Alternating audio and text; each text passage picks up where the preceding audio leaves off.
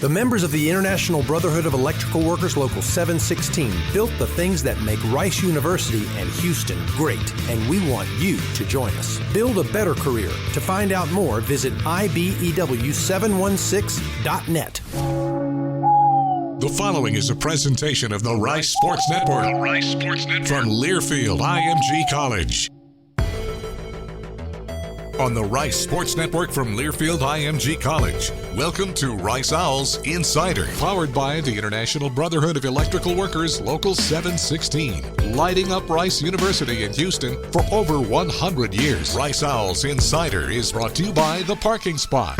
The Parking Spot. We have airport parking covered. Now, here's the voice of the Owls, J.P. Heath. Welcome back to Rice Owls Insider. Stay tuned for a great show again today. We're on any one of your favorite podcast outlets, also on the Rice Athletics YouTube page. I am voice of your Rice Owls, J.P. Heath. Dunleavy family head football coach Mike Bloomgren and I wrap up that dominant win over Southern Miss, 30-6 last Saturday at the Rock. A lot to be proud of with that. We'll also have some other great sports updates coming up across the whole athletic department. Our first CUSA champion of the fall slate is the Grace Forbes. We'll talk with the Owls cross-country sensation about her commanding win in Birmingham Saturday. That sets her up for nationals coming up in March. And then volleyball coach Jenny Volpe drops by as well to talk about this extended offseason for her and her squad. And then I'll shift gears back to football with my pal Andy Everett. He's the longtime radio voice for UTSA, and we'll pick apart those Roadrunners, that I-10 rivalry coming Saturday to Rice Stadium. Rice, a long history tied to the Alamo City that we'll talk about on the broadcast coming up. Many Rice stars from years gone by have donned the blue and gray, but Nate and I will be on the call for that one on TuneIn, riceowls.com. And that's going to be an ESPN 3 call with our buddies David Salzman and Taylor McCarg. That call, 2:30 is that start coming up on Saturday. Don't forget about another great Owls sports offering, the Rice Owls Sports Show, the new Rice Athletics TV feature show that's presented by Smart Financial. That's bringing viewers a unique perspective to the individuals who compete for the Owls' 14 sports, as well as some of the great moments of Rice's rich sports history. AT&T Sportsnet Southwest is home of the Astros and Rockets, with coverage all throughout our great state of Texas and Arkansas, Louisiana, and Oklahoma.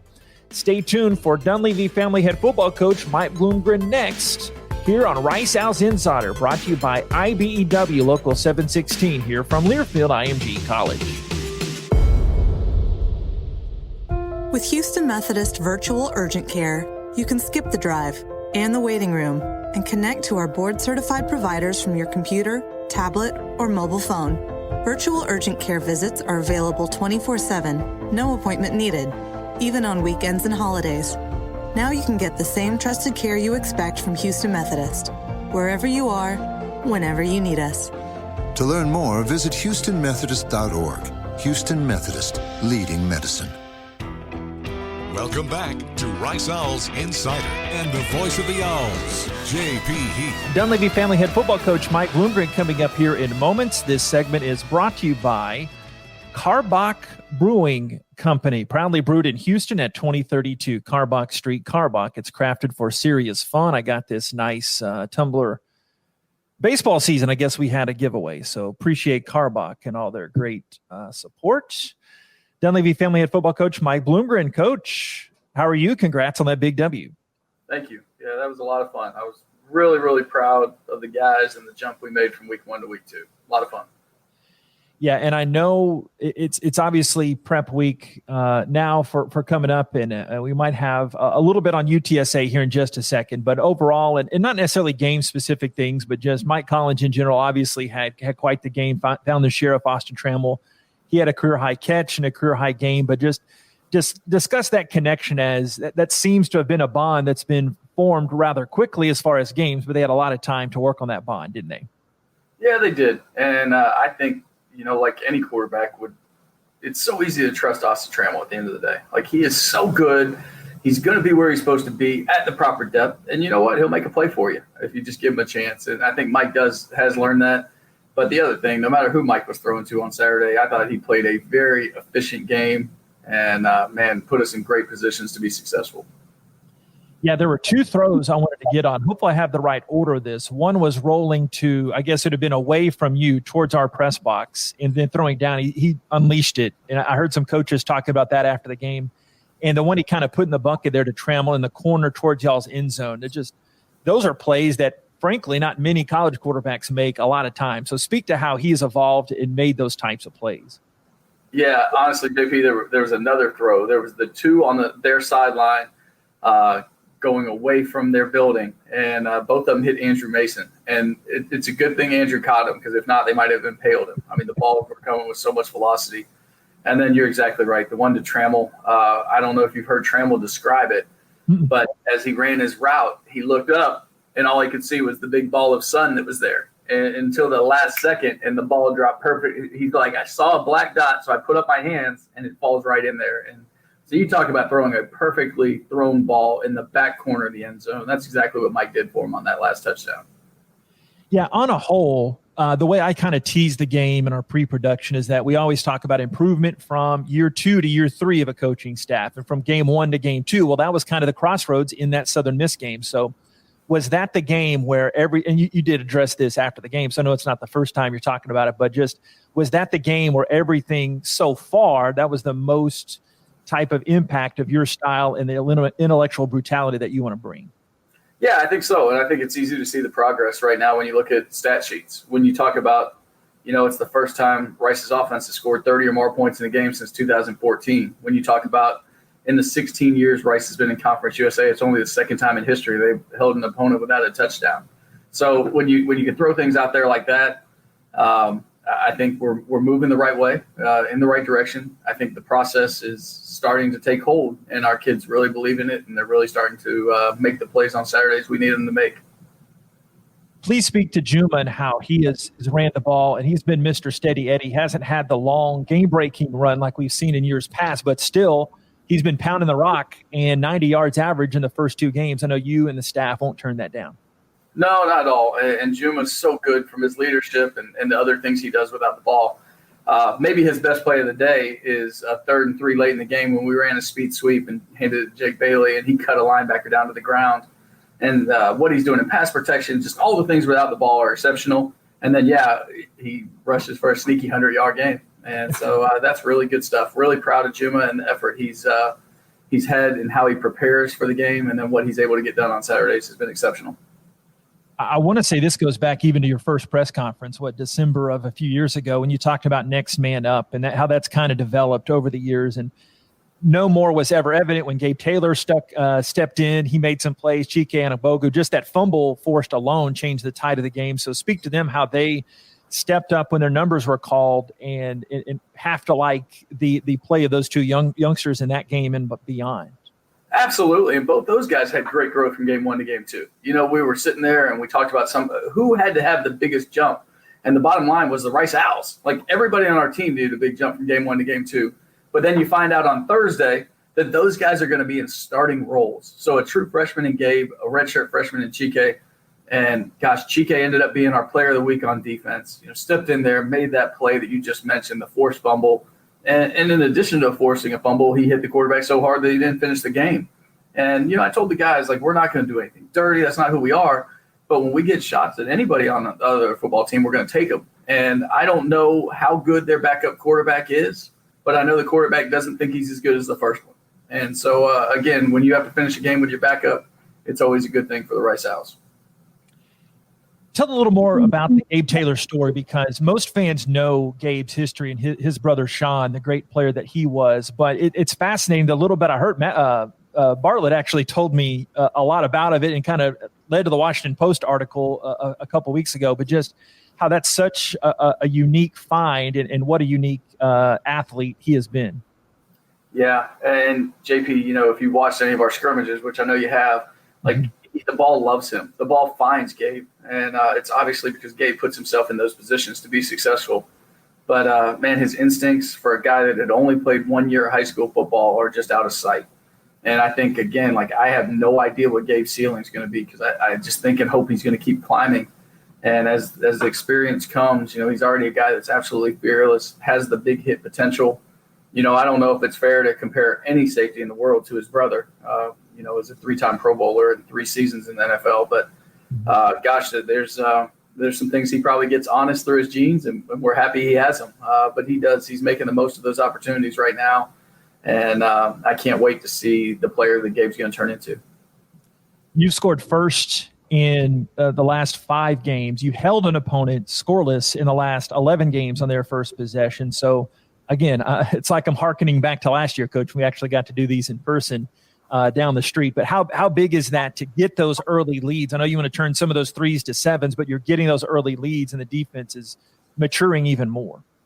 Yeah, I believe whether you're talking about high school football, college football, or in the National Football League, if you can start fast, stay focused, and finish strong, you got a dang good chance to win. And that's why starting fast is so important. And in those games, I'd be curious to know how many of those ended in a turnover because I feel like there's a number of drives, those first drives, where our defense has taken the ball away or caused a big play to happen. So, again, they're doing their part early in games, keeping them off the board. And then offensively, when we can score first, that's a big deal. That's something we talk about. We want to be able to take our openers that we work through on Thursday, Friday, and Saturday morning and go out there and put a drive together and get points on the board. How big is this rivalry with UTSA now? This your 3rd go-around, and I-10, I guess it has to be, in conference, by mileage, just off the top of my head, that has to be the closest one. So how big is it to get a game like this in your own backyard and just speak to that rivalry? They've got a first-year coach, Coach Traylor, coming in here.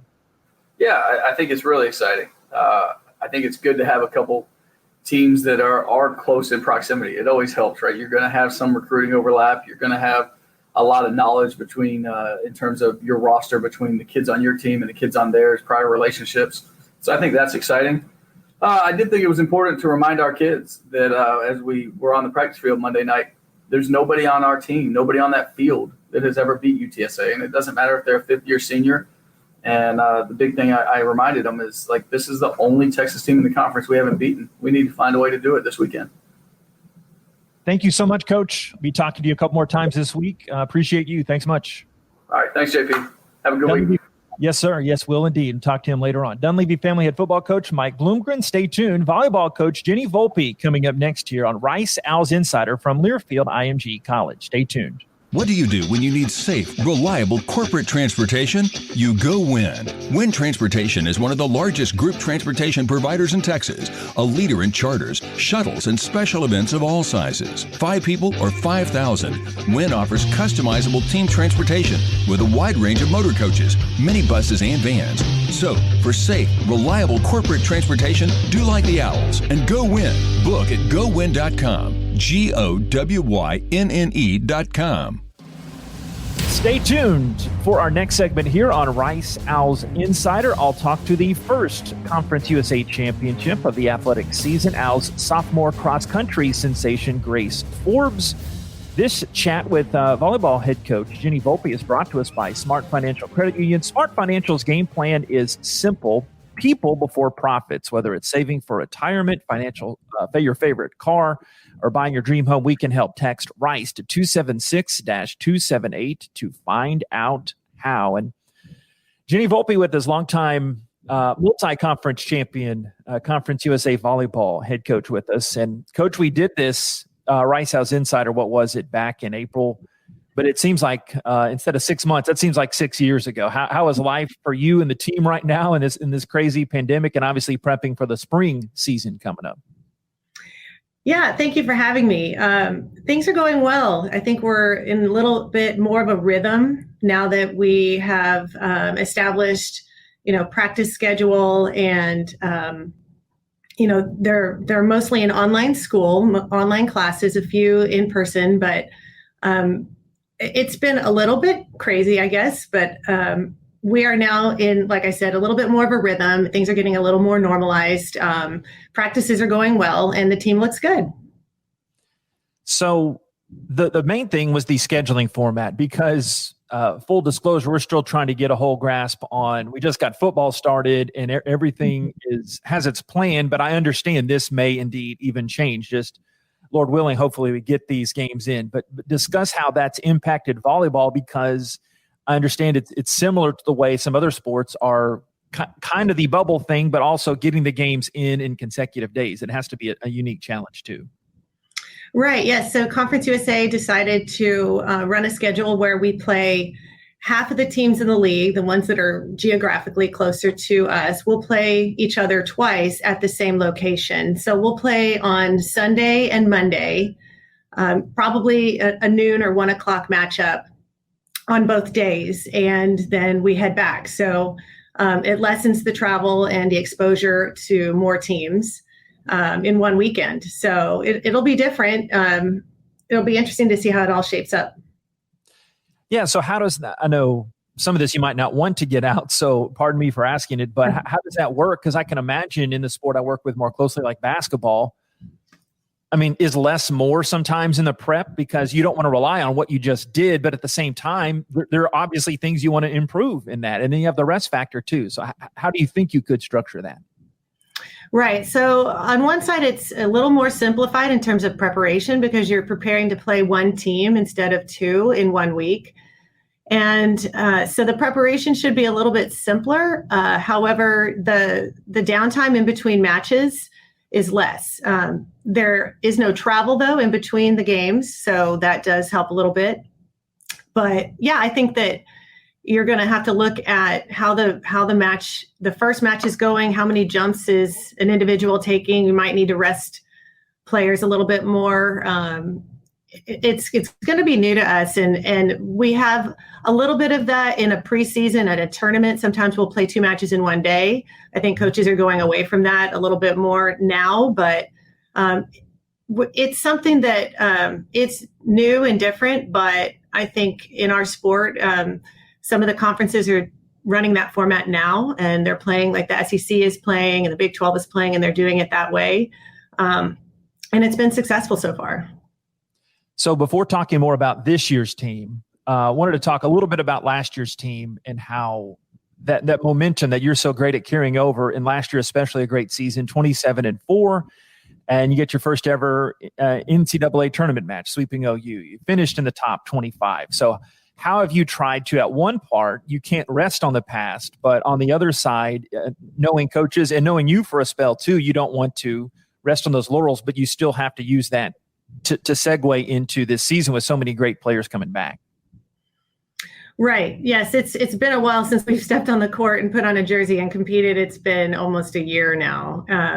So I think that, with a new team, with a lot of new faces, what we're trying to carry over is just the mindset, the championship mindset, how we train. And, that's in our gym. We really have been very process oriented, and we focus a lot on just taking it 1 day at a time. And with our newcomers this year, they've come in so well prepared. They all played very high level, and they've really transitioned well. And so I think, the worry of losing any momentum, I don't really have that concern, because I think that there's just a true mindset in our gym that we're going to train at a high level. The newcomers have, like I said, they've blended in beautifully. But I think every team has had their challenges with just being separated for such a long time. But we're no different than anybody else. Everyone's dealing with the same type of challenges. And so it's whichever team deals with it the best is the team that's going to come out on top. You've got Anita Duckenley coming back, a junior, and Nicole Lennon, 2 names everyone's familiar with. And oh my gosh, AVCA All-American. So how great is to have that foundation coming back. But I know from the matches I saw last year, you still got a lot of young talent as well. Yes. Yes. Nicole and Anita add so much experience, a lot of offensive firepower. Both are very, very well-rounded players and such a strong presence in the gym. So their presence is undeniable, and their work ethic is top-notch. So they're great leaders in the gym. And we've had some returners coming back. Carly Graham, a returning setter from last year, she's really stepped up and taking on more of a leadership role. And then we have several returners. Ellie Bickelmeyer, she made the all-freshman team last year. And we've just got a lot of depth, and we have a lot of new players that are very, very talented. Coach, can't wait to actually see you on there because you win a lot more than you lose, and it's just so refreshing, and to get to actually see you again. It's been great, and I'm sure we'll talk to you again sometime soon once the season gets underway. Yes, we are looking forward to it. Thank you so much for having me. Yes, ma'am. That's Jenny Volpe, the Rice volleyball coach. Stay tuned. Coming up next, we'll have the Grace Forbes coming up, a recent Conference USA champion this past weekend. This is Rice Owls Insider from Learfield IMG College. Big trip on the horizon? Before you depart, you gotta park. The Parking Spot is a simpler, easier way to navigate airport parking, and you can save when you book online. You're guaranteed a spot, and we even pick you up at your trunk in our yellow and black spotted shuttles and take you straight to the terminal. Parking and saving come full circle at the Parking Spot. The Parking Spot, proud sponsor of Rice University. Visit theparkingspot.com to reserve your spot today. Rice fans, need a place to stay while watching your Owls play ball? Located just steps from campus is the Hilton Houston Medical Center. Visit us today at houstonplaza.hilton.com or call 713-313-4000 to get that special Rice discount. Again, that's houstonplaza.hilton.com or call 713-313-4000 to get that special Rice discount now. You're listening to Rice Owls Insider. Let's rejoin JP Heath. All right, we'll shift back to football here in a little bit. By the way, welcome back on Rice Owls Insider. We'll have a UTSA scatter report coming up here. But now we talk to the first Conference USA champion of 2020-2021, the Grace Forbes. Excited to talk to her for the first of probably many times. Grace, belated congrats on the conference title. Thanks for coming on. We appreciate it. Thank you so much, and thanks for having me. So the generic kind of softball question to cross over sports analogies there to start things off is, what did it feel like? I'm sure like most athletes, you train to get to that that winning mindset and get first place. But what did it feel like in even a such shortened kind of training program that y'all had to be able to fulfill that? What was that like? To be honest, it felt awesome. It's been 9 months since my last race, and I've been itching to race for so long. We actually didn't find out that we were going to have a race till about 2 weeks ago, so it was a very good surprise, and it just felt so nice to race again and kind of get into that race mentality after being, just training hard for so long. Yeah, that abbreviated prep time, I'm sure you're always in an amazing amount of shape and endurance compared to the rest of us and even most elite athletes. But how do you stay ready? And is a lot of it mental too, to try to get really ready in those 2 weeks? What was that like? So I spent all of quarantine and all of summer building up a good base, not really doing any specific speed work, just because you can't really, stay ready 100% for the entire year. That'll lead to burnout. So once 2 weeks, once we found out that we had the race, we did 2 time trials before, and we started incorporating some more speed work. And that's about the preparation that I did. But I did put in a bunch of miles trying to build up a base for that time when I could, race. So your sport is relatively individual, obviously. Obviously, there are some team concepts too, but I always hesitate to say easy when you perform at such an elite level. But was it easier during the quarantine that you could get out there and stay relatively socially distant, or were there some measures that you had to train and your teammates had to train with that you did have to do these precautions? Because I'm sure you're back home training in the extended quarantine as well. Mm-hmm. I'd say we are pretty fortunate in the fact that running is a pretty easy sport to be safe in these times. Obviously the tracks are closed, and at Rice, we're not allowed, we can run on campus, but running in a mask is a little hard. But we definitely used all the opportunities that we could to train as a team while staying safe. And I think kind of meeting with my team really I don't know, brought me back into the race mentality and stuff like that and got me prepared better. But during quarantine, I definitely had a few months of solo running, which was a little sad, but you got used to it. Grace became just the third owl to ever win an individual conference title, dominated the field, winning by nearly a full minute. So, Grace, again, it's all tough. Understand that, obviously, but how difficult was it to race against yourself for a lot of that when you had such a commanding lead? It was a little difficult because, when you're racing with other people, when you start to feel tired, you are motivated by their presence to just keep going. So it was more of a mental battle than I'd say a physical battle, just to, keep focused, keep trying. But I had some time trials these prior weeks, and we practiced running alone. So I think that definitely prepared me. And yes, it was difficult, but I think Coach Bevan really prepared me for the race itself, which was awesome. Yeah, good segue there, because I had Coach Bevan on the list, and I've gotten to know, obviously I don't look like a track guy, and I'm not. I'll fully disclose that I'm not a track guy per se, but I've gotten to know Coach a little bit over the years. Obviously a Hall of Famer, but what's it like to run on his team, and what have you learned, even though you're still, quote unquote, just a sophomore? What's it been like to learn under him and the rest of the staff? Yeah, I am so fortunate to have a coach like Coach Bevan. He is one of the most supportive, outgoing people I've ever met. And he will cater to your every need. He knows just by the look of your face, if you're having a good day, if you're having a bad day, if he should push you or, take it easy. And I count myself extremely lucky to have a coach like him. He's definitely taught me a lot, but one of the most important things he's taught me is that you can't get faster overnight. Training is the culmination of weeks and months of hard work. And so it's not worth pushing your body too hard for a week, because in the long run, that's going to hurt you more than it's going to help. So he definitely has changed my mentality towards running, in that it's more of a broader thing as opposed to just weeks at a time.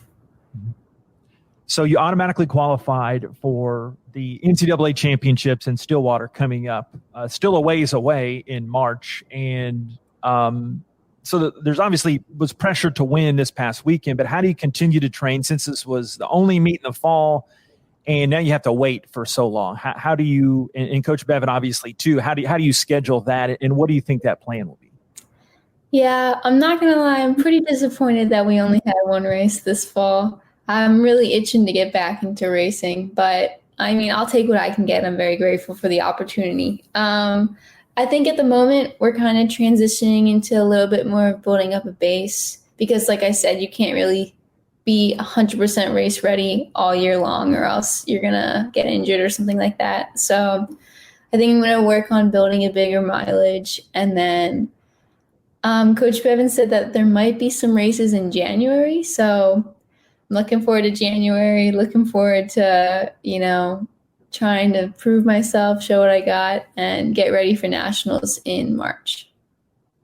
All-American in indoors last year, now qualifying for your second cross-country championship appearance. How, even though you're, quote unquote, just a sophomore, how would you describe the experience at Rice so far?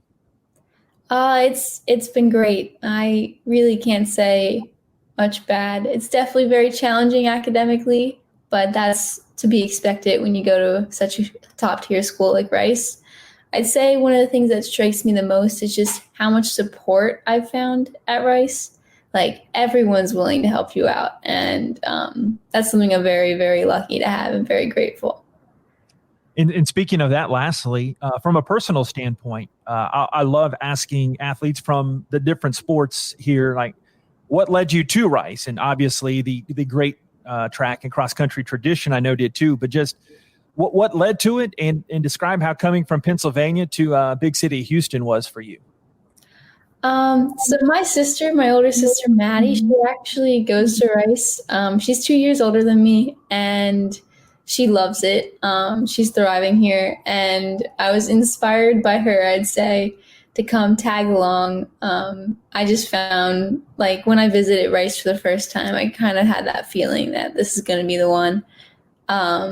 And surprisingly enough, I have a younger sister who also runs, and she feels the same way. So she's coming down next year as well, which is so awesome. And yeah, so that's basically why I chose Rice University, and I have not looked back since. So what's your college, what's your major, and what class or two has been most challenging and or rewarding so far? I am in Martell. I am majoring in kinesiology on the pre-med track, and currently I'm taking physics and organic chemistry at the same time, and I'd say they're pretty challenging but rewarding when you get the right results.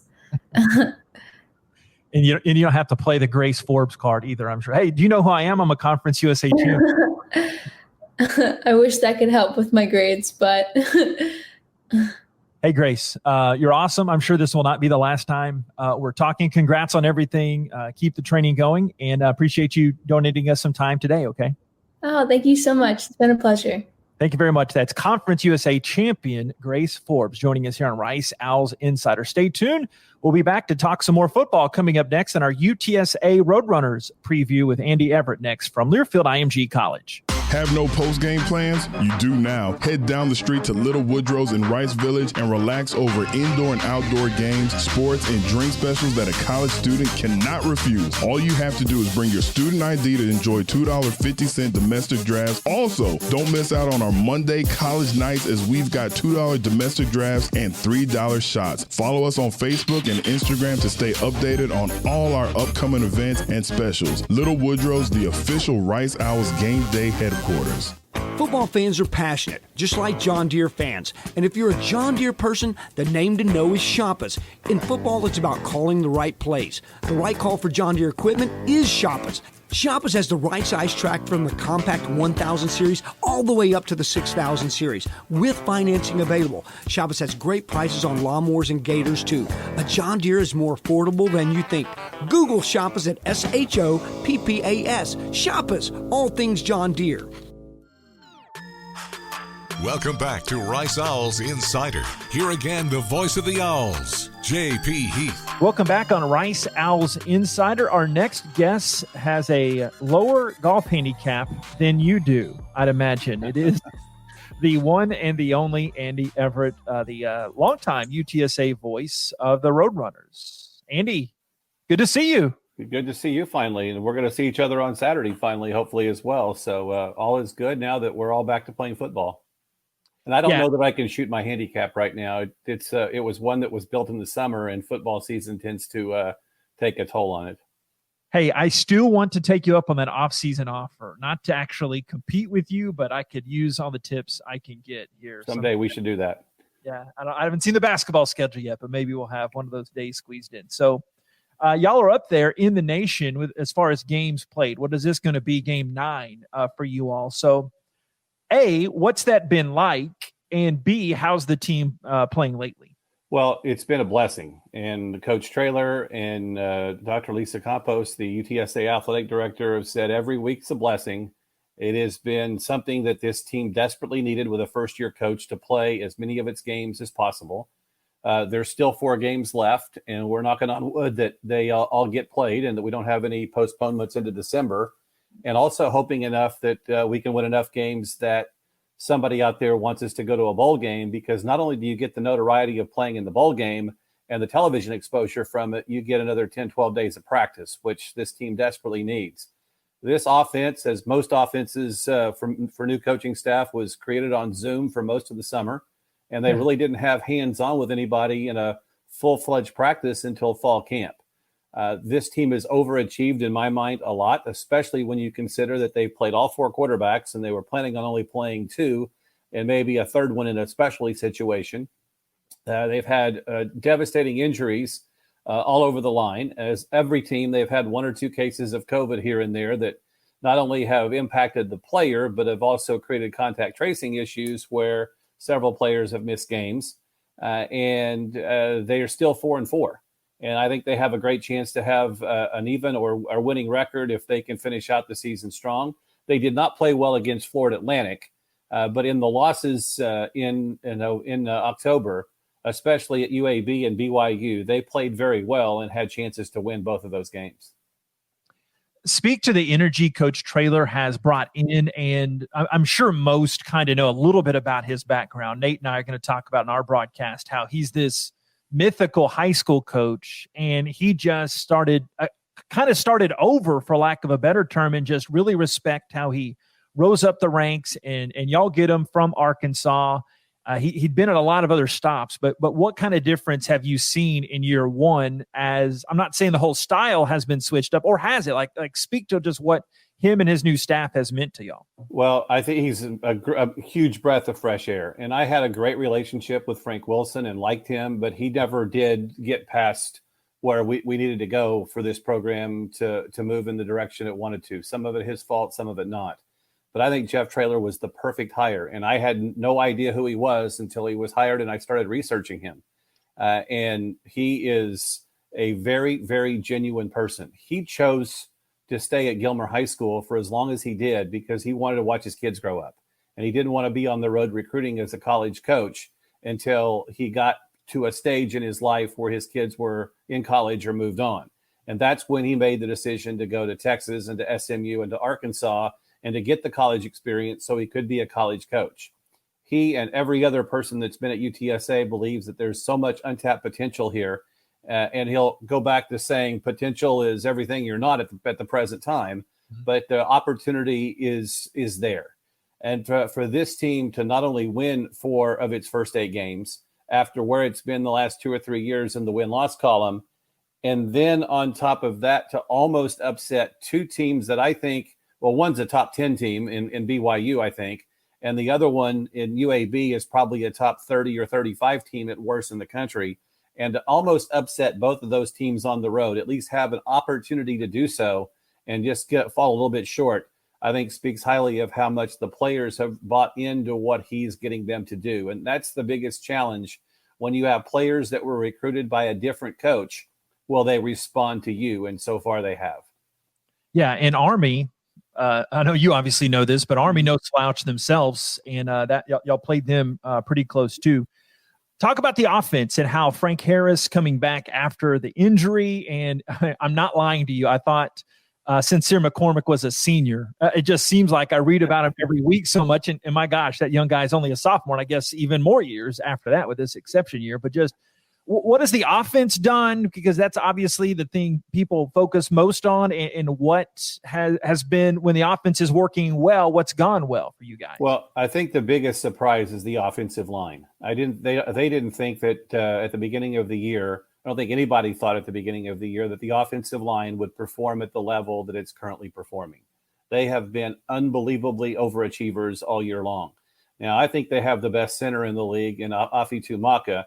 And because of an injury, he moved to right guard this past week, and who knows whether he'll be at guard or center yet. But they've also got Spencer Burford, who's a sophomore lineman who's really good. And the rest of the guys, Kevin Davis, the rest of the guys hadn't played a whole lot, and they really didn't know what to expect. But those guys have played above and beyond any potential people thought that they may have. And they've had to play as many as 11 offensive linemen this year with injuries, contact tracing, COVID, the whole 9 yards.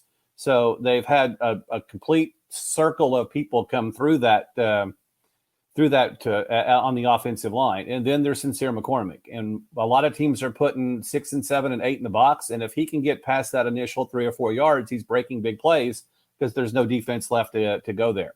I think Frank Harris has been great when he's been good, and he's been not so good when he hasn't been good. There hasn't been a lot of middle ground. I think he's a little bit reluctant sometimes to use his legs because I think that's his biggest strength. And sometimes he'll give up and throw a 15-yard pass instead of running for 25 when the protection breaks down and he's in scramble mode. But there's no question that Frank Harris is the leader of this team. And for those of us that remember E.F. Hutton, when he walks in that huddle, everybody shuts up and listens to him. He's got the ear of every single player on the team. And I think we've got some outstanding wide receivers. I think Zachary Franklin has a chance to play in the NFL someday just because of the way he runs routes. He is the best route runner UTSA's ever had. And they've got another player who's kind of been up and down in years, Tyke Ogle-Kellogg. When he's made some spectacular plays, now they need to get him to make the routine plays, and he'll be a big threat there as well. the defense leads Conference USA in top 10 in the nation in takeaways. So what I notice first, and you can correct me if this is not the truth, but I mean, it seems like every guy is 6'2" or 6'3" on the defensive line, and there's a lot of depth. I mean, has that translated to the defensive line being the best unit on the defense? And if not, what's the strength of that D? Yeah, that is the strength, no question. You've got the starters, if you will, are Brandon Matterson, Jalen Haynes, and Lorenzo Dantzler. But then they come in with Christian Clayton right behind him, and Kevin Nelson, and Peter Gray, and a couple of other guys in there. Dequarius Henry comes to mind, and they can just go one right after another. I know I'm leaving some guys out. I don't intend to. And then the linebacker core is pretty good. Harmonson and Tyler Monkey, we knew what they could do from last year, but Jamal Ligon has started a lot of games and played a lot of snaps, and he had 19 tackles in a game earlier in the year to become Conference Player of the Week on defense. So he's good. Rashad Wisdom is only, I think, 19 years old as a safety in his second year at school. He was an early arrival, and I remember his freshman year, before he even enrolled in classes in the fall, he enrolled in classes in the spring, completing his high school season at Judson and then at his studies. And he went on the spring game in 2019. He went from spring practice to his prom. So he's a pretty young guy, but he's the defensive version of Frank Harris. He's the leader there. I think they're really solid at every position on defense. I think cornerback is the hardest position in the world to play because you can probably call pass interference on every play. But both the cornerbacks and several of the cornerbacks, you've got Ken Robinson, and you've got Corey Mayfield, and now Tariq Woolen is a converted wide receiver, have all played well there. Now, most probably know this again, but as radio announcers, we know the program differently than anyone. And most of the time that is obviously for the better, and we have a unique perspective on things. That's why it's such a tight fraternity, I think, with us other announcers. But I was talking to Coach Bloomgren earlier today as I see this as a really big rivalry. I mean, it's still relatively young, 9 years with your program, but we won the first few. Y'all have won the last, 5? So how do you see it, and how do you think UTSA, even fans, maybe even the staff, see this I-10 rivalry? Because, my gosh, we're right next door, and we've had some knockdown dragouts the last few years. Yeah, every game has been close, I think, and every game could have gone either way. I'm just thinking off the top of my head on what the scores have been, but they've always seemingly been close. UTSA, as a student body, when the students are actually present and on campus, and I'm sure the same thing with it being mostly online right now, the second biggest county that represents UTSA is Harris County. So we have students from San Antonio and Bexar County, and then the next biggest representation comes from the Houston area through Harris County. And so there's a lot of Houston kids that go to school here, and they certainly know about Rice. And I think anytime you're playing an in-state school, you have a rivalry with them. And I think we have one with North Texas, and we have one with UTEP, and we certainly have one with Rice. And I think if you look at the series with all of them, it's pretty even, and it kind of goes back and forth in streaks. So, and we're all recruiting the same player for the most part. Brendan Brady is one that was committed to Rice a couple of years ago, and Frank Harris talked him into coming to UTSA. And I'm sure there's been UTSA commits that made their decision to take a chance at Rice. So I think anytime that you have those four schools in the same conference in the same state, even though El Paso is almost in New Mexico, it's still a rivalry. And I think all of those four teams are going to be competing for players and bragging rights for a long time. Hey, thanks, Andy. I don't know if you're going to squeeze in 1836 before you get here, but I'm not. There's no golf this week. Okay. Now it is all a business. He is all business. Thank you, Andy. Appreciate you, brother. Sounds good. Andy Everett, voice of the UTSA Roadrunners. I'll wrap up Rice House Insider right after this from Learfield IMG College. Time out. Smart Financial wants you to know that a good banking experience shouldn't feel like you're getting tackled. Since 1934, we have prided ourselves on providing hassle-free services with a game plan that focuses on people, not profits. If you live, work, or go to school at or around Rice University, visit smartcu.org to join our family and become a part of the winning team. Smart Financial, proud sponsor of Rice Athletics, federally insured by the NCUA.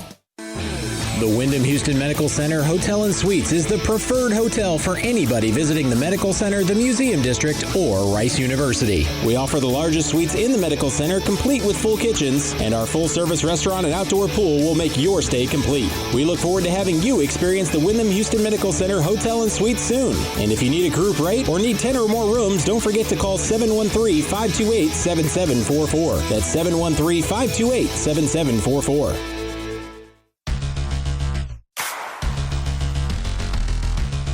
That will do it for another edition of Rice Owls Insider, brought to you by our friends at IBEW Local 716. Thanks to Coach Volpe for popping on. Appreciate Grace Forbes' time as well. And I think it's safe to say it won't be the last time that we're talking to Grace, and hopefully can chat with her before her run in Nationals. And, of course, thanks to Dunleavy family head football coach Mike Bloomgren.